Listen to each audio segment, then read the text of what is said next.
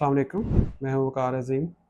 आज का हमारा टॉपिक है एकेडमिक सक्सेस। इसमें हम देखेंगे कि वो कौन सी ऐसी स्ट्रैटेजीज़ या असूल हैं जिनको अपना के आप तालीमी मैदान में कामयाबी हासिल कर सकते हैं। तो सबसे पहले हम देखते हैं कि एकेडमिक सक्सेस का असल मतलब क्या है। इसका मतलब सिर्फ ये नहीं है कि आप अच्छे ग्रेड्स लें। हाँ, ग्रेड्स इंपॉर्टेंट हैं, लेकिन असल कामयाबी तब है जब आप अपने सब्जेक्ट में रट्टा नहीं लगाते बल्कि इसको गहराई में समझते हैं और फिर आप अपने टीचर्स और फेलोज़ के साथ अच्छा नेटवर्क बनाते हैं। आप प्रैक्टिकल स्किल्स सीखते हैं जो मार्केट में काम आ सकें और आप अपने सब्जेक्ट में कॉन्फिडेंस फील करते हैं। मैंने अक्सर देखा है कि स्टूडेंट्स अच्छे ग्रेड्स के साथ डिग्री तो ले लेते हैं, लेकिन जॉब इंटरव्यूज़ में वो फंस जाते हैं क्योंकि एम्प्लॉयर स्किल्स देखता है, सिर्फ डिग्री नहीं। तो आइए अब हम देखते हैं कि वो ऐसी कौन सी मिस्टेक्स हैं जो आपकी कामयाबी की राह में रुकावट बनती है। तो सबसे पहली मिस्टेक है बगैर सोचे समझे किसी भी डिग्री प्रोग्राम में एडमिशन लेना। स्टूडेंट्स ये रिसर्च नहीं करते कि जिस पर्टिकुलर डिग्री प्रोग्राम में वो एडमिशन ले रहे हैं उसकी मार्केट में क्या डिमांड है और उसमें जॉब अपॉर्चुनिटीज़ कितनी है। और इसके बाद दूसरी मिस्टेक जो है वो लास्ट मिनट पढ़ाई। स्टूडेंट्स एग्जाम से एक रात पहले सारा सिलेबस ख़त्म करने की कोशिश करते हैं। इससे वो पास हो जाते हैं, लेकिन उनको सब्जेक्ट की अंडरस्टैंडिंग नहीं होती। और थर्ड मिस्टेक है सिर्फ लेक्चर पे डिपेंड करना। याद रखें कि टीचर जो पढ़ाता है वो फाउंडेशन है, इमारत नहीं है। और आपको अगर सब्जेक्ट की फुल अंडरस्टैंडिंग करनी है तो आपको एक्स्ट्रा रिसोर्सेज से रिसर्च करनी पड़ेगी। और चौथी मिस्टेक है किसी से हेल्प ना मांगना। मैंने देखा है कि बहुत सारे स्टूडेंट्स शर्माते हैं टीचर से सवाल करने से, और इसी तरह वो अपने फेलो से भी डिस्कस नहीं करते। इस तरह उनको बहुत सारी चीज़ें जो हैं वो क्लियर नहीं होती। तो इन गलतियों से बचकर कोर स्ट्रेटजीज़ पे किस तरह से काम करना है, तो अब हम देखते हैं कि वो ऐसी कौन सी स्ट्रेटजीज़ हैं जिनको अपना के आप अपने तलीमी मैदान में कामयाबी हासिल कर सकते हैं। तो सबसे पहली और इम्पोर्टेंट स्ट्रेटजी है टाइम मैनेजमेंट। सबसे पहले तो आप अपना एक सिंपल शेड्यूल बनाएं। उसमें आप सुबह उठने से लेकर रात सोने तक सारी डिटेल लिखें कि आपने किस टाइम पे क्या क्या करना है। मैं अपनी स्टडी कैरियर के दौरान संडे वाले दिन पूरे वीक का शेड्यूल बनाता था, जिसमें मैंने मेंशन किया होता था कि मैंने किस दिन किस सब्जेक्ट पे फोकस करना है। फॉर एग्ज़ाम्पल मैं मंडे को क्लासिकल मैकेनिक्स पे फोकस करता था, ट्यूसडे वाला दिन मेरा इंग्लिश के लिए होता था, इस तरह सो ऑन। तो आप भी अपना एक शेड्यूल बनाएं जिसमें आप ये सारी चीज़ें मेंशन करें कि आपने फॉर एग्ज़ाम्पल मॉर्निंग में आपने थ्योरी पे फोकस करना है और आपने इवनिंग में प्रॉब्लम सॉल्विंग करनी है। और जब आप शेड्यूल सेट कर लें तो बेहतर ये है कि आप एक रिमाइंडर भी सेट करें कि आपने किस टाइम पे क्या चीज़ करनी है। रिमाइंडर सेट करने का ये फ़ायदा होगा कि आपको उस पर्टिकुलर टाइम पे मोबाइल पे नोटिफिकेशन आ जाएगा। तो इस तरह से आप वो चीज़ भूलेंगे नहीं। ये चीज़ें देखने में तो बहुत सिंपल लगती हैं, लेकिन इनका बहुत बड़ा इम्पैक्ट होता है। अब क्लास में ड्यूरिंग लेक्चर क्या करना है, यहाँ पे आती है हमारी second strategy, effective note taking system. मैं आपको रिकमेंड करूँगा कि आप Cornell note taking method use करें। बहुत सिंपल है। इसमें आप किसी भी पेज पे 3 लाइनें लगाकर उस पेज को 4 पार्ट में स्प्लिट कर लें। तो सबसे टॉप पे आप उस टॉपिक का नेम या हेडिंग लिखें, और उसका जो मिडल वाला बिग पोर्शन है उसमें आप उस टॉपिक से रिलेटेड की पॉइंट्स ड्यूरिंग लेक्चर नोट करें, और उसका जो मिडल का लेफ्ट स्मॉल पोर्शन है उसमें आप अपने क्वेश्चन लिखें जो भी उस टॉपिक से रिलेटेड हैं, जो बाद में आप अपने टीचर्स या स्टूडेंट्स से डिस्कस कर सकें।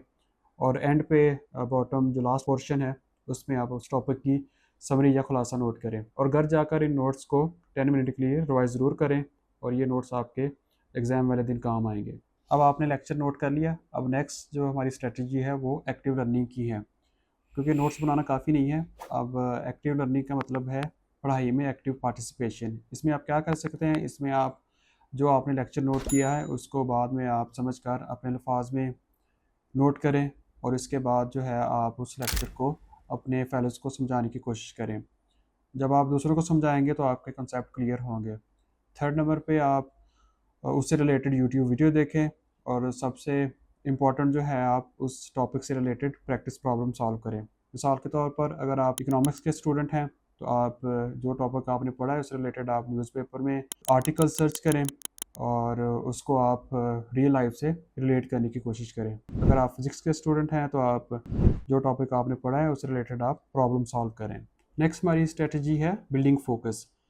आजकल हमारे इर्द गिर्द बहुत सारी डिस्ट्रैक्शंस हैं, तो किसी भी चीज़ पे फोकस करना बहुत चैलेंजिंग है, जिसमें मैं आपको रिकमेंड करूँगा कि आप एक बहुत फेमस पोमोडोरो टेक्निक यूज़ करें, जिसमें हम क्या करते हैं कि हम अपने टाइम को स्मॉल चंक्स में डिवाइड कर लेते हैं। तो आप इसमें इस तरह से करें कि आप 25 मिनट्स के ब्लॉक्स बनाएं। तो इसमें आप मोबाइल पे फोकस को ऑन करके उस पर 25 मिनट्स का आप एक टाइमर सेट करें और इन 25 मिनट्स में आप बिल्कुल तवज्जो के साथ पढ़ाई करें और आफ्टर 25 मिनट्स आप 5 मिनट की ब्रेक लें। इस तरह फिर दोबारा आप नेक्स्ट 25 मिनट्स के लिए तवज्जो के साथ पढ़ाई करें और फिर 5 मिनट्स की ब्रेक लें और इस तरह इसको आप आफ्टर 4 ब्लॉक्स आप एक लॉन्ग ब्रेक लें। और नेक्स्ट आप अपनी पढ़ाई के लिए एक प्रॉपर जगह मुख्तस करें। बेड पर बैठकर बिल्कुल स्टडी ना करें, आप एक प्रॉपर टेबल चेयर पर बैठ कर स्टडी करें। इससे आपके ब्रेन को सिग्नल जाएगा कि आप एक सीरियस काम कर रहे हैं। और इसके बाद आप ड्यूरिंग स्टडी मोबाइल फ़ोन को या तो आप साइलेंट मोड पे रखें या इसको आप किसी दूसरे कमरे में रख दें, क्योंकि मोबाइल जो है वो हमारे फोकस का बहुत बड़ा दुश्मन है।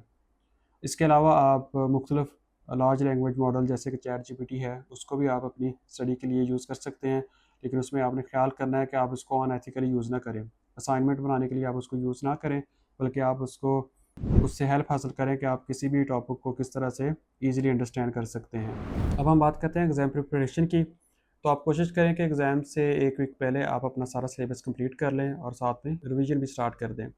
और इसके अलावा आप अपने सीनियर से पास्ट पेपर लें और उन पास्ट पेपर को आप सॉल्व करें। और आप अपने टीचर से या आप अपने सीनियर से पेपर का फॉर्मेट भी कंफर्म करें कि पेपर में कितने मल्टीपल चॉइस क्वेश्चन होंगे, कितने प्रॉब्लम्स होंगे या कितने थ्योरी क्वेश्चंस होंगे। और फिर पेपर से 1 दिन पहले आप रात को सारी रिवीजन करें और इसमें कोई भी नया टॉपिक स्टडी ना करें और कोशिश करें कि आप टाइम से सो जाएँ। सुबह जब आप फ्रेश उठेंगे तो आप अच्छा परफ़ॉर्म कर सकेंगे। और पेपर वाले दिन सबसे पहले आप लाइट सा नाश्ता करें, ठीक है? और उसके बाद आप अपनी पानी वाली बोतल अपने साथ रखें और जब आपको क्वेश्चन पेपर मिल जाए तो आप उसकी इंस्ट्रक्शंस को केयरफुली पढ़ें और इसके बाद पूरे क्वेश्चन पेपर को गो थ्रू करें। और समटाइम ऐसे होता है कि आपको कुछ ना कुछ क्वेश्चंस के आंसर क्वेश्चन पेपर से ही उसके हिंट्स मिल जाते हैं। अब हम बात करते हैं पर्सनल डेवलपमेंट की। तो आप अपनी डिग्री के साथ-साथ डिफरेंट ऑनलाइन प्लेटफ़ॉर्म जैसे कोर्सेरा, यूडमी हो गए, वहाँ से आप एक्स्ट्रा कोर्सेज़ भी करें। उन कोर्सेज़ में आप ईए से रिलेटेड कोर्सेज़ कर सकते हैं या आप कम्युनिकेशन स्किल से रिलेटेड कोर्सेज़ कर सकते हैं और कोई भी कोर्सेज़ जो आपकी फ़ील्ड से या आपकी पर्सनल डेवलपमेंट से रिलेटेड हो वो आप करें। इसके अलावा आप अपनी फ़ील्ड से रिलेटेड इंटर्नशिप करें और इस इंटर्नशिप का फ़ायदा ये होगा कि आपको प्रैक्टिकल स्किल्स भी आ जाएँगी। इसके अलावा आप अपनी फ़ील्ड से रिलेटेड प्रोजेक्ट बनाएँ और इन प्रोजेक्ट को आप गिटहब या लिंक्डइन पे शेयर करें और फिर आप डिफरेंट क्लब्स और सोसाइटी भी ज्वाइन करें और इनमें कोशिश करें आपको कोई लीडरशिप पोजीशन मिले जिसको आप बाद में अपनी सीवी पे भी मेंशन कर सकें। इन सारी चीज़ों के साथ-साथ आप अपनी मेंटल हेल्थ का भी ख्याल रखें, क्योंकि एग्ज़ाम की वजह से या असाइनमेंट की वजह से समटाइम स्ट्रेस भी हो जाती है। तो इसलिए आप कोशिश करें कि आप डेली कोई ना कोई स्पोर्ट एक्टिविटी करें या आप डेली रनिंग या वॉक भी करें। और अगर आपको चीज़ें मुश्किल लग रही हों या आपको स्ट्रेस फ़ील रहा हो तो यूनिवर्सिटी के स्टूडेंट काउंसलिंग सेक्शन होते हैं, वहाँ से आप काउंसलिंग सेशन लें और इसमें किसी किस्म की कोई शर्म महसूस ना करें। याद रखें कि एकेडमिक सक्सेस जो है वो ओवरनाइट चीज़ नहीं है, ये छोटी-छोटी कोशिशें, स्मार्ट प्लानिंग और कंसिस्टेंट एफर्ट का नतीजा है। जो मैंने टेक्निक्स बताई हैं इनको आप ज़रूर ट्राई करें। आपकी स्टूडेंट लाइफ में सबसे बड़ा चैलेंज क्या है, उसको आप कमेंट सेक्शन में ज़रूर मेंशन करें। मैं पूरी कोशिश करूँगा कि उसका जवाब दूँ। इसके साथ ही मैं आज की इस वीडियो का अख्ताम करता हूँ। उम्मीद है आपको ये वीडियो पसंद आई होगी। इंशाल्लाह आपसे नेक्स्ट वीडियो में दोबारा मुलाकात होगी। अपना ख्याल रखिएगा। अल्लाह हाफ़िज़।